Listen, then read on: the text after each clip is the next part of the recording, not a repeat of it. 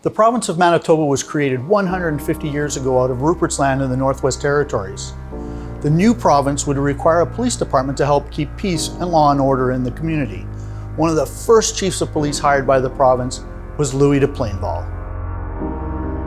He was also a singer, soldier, artist, actor, producer, and successful playwright. He was born in southern France into a family of craftsmen. At the age of 17, he joined the army of Napoleon III, quickly rising to the rank of sergeant. Soon after, he was sentenced to LILLE prison for allegedly killing a man in a duel. He escaped from prison in 1864, making his way to the United States and then to Montreal.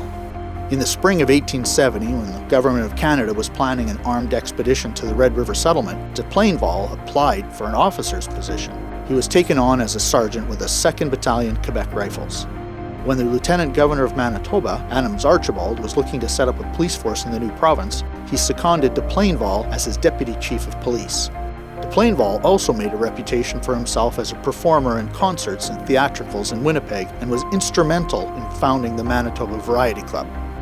When the Manitoba Legislative Assembly opened in 1871, de Plainval was chosen as a sergeant-at-arms. Standing 6.5 feet tall and possessing the now famous mace crafted from the wheel of a Red River ox cart, his duties were to keep order while the Legislative Assembly sat.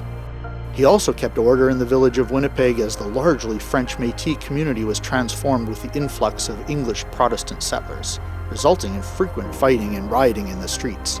At the time, the police barracks and lockup were located in a building on Main Street between Bannatyne and William.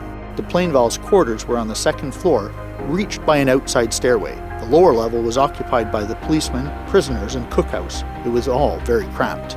In October 1871, de Plainval led a group of soldiers to the border when word was received that a band of ex-Irish soldiers called Fenians planned on invading Manitoba. However, the planned invasion fizzled when the United States infantry stationed at Fort Pembina intervened. In August 1872, de Plainval was appointed chief of police. Shortly after, he was granted leave to travel to Ottawa to prepare a plan for the organization and equipment of a mounted police force for the Northwest. De Plainval hoped he would become chief of this new force.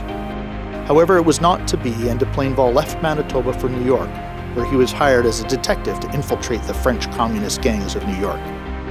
Adopting the stage name Louis de Plainval, de Plainval continued writing and performing in stage plays throughout North America.